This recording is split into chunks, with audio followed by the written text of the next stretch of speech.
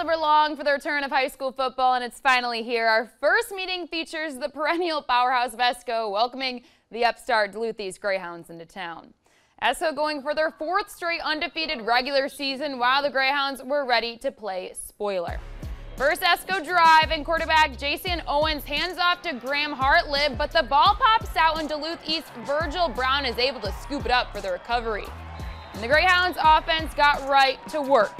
The delayed handoff to senior Michael Lewis, and he scampers his way into the end zone. Duluth East gets the 2-point conversion and goes up 8-0.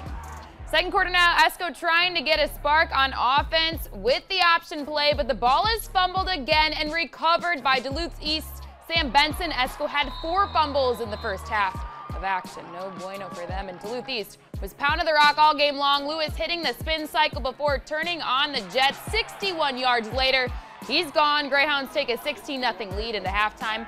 Esko would hit the scoreboard in the second half, but it wouldn't be enough as Esko's 32-game regular season winning streak comes to an end at the hands of those Greyhounds.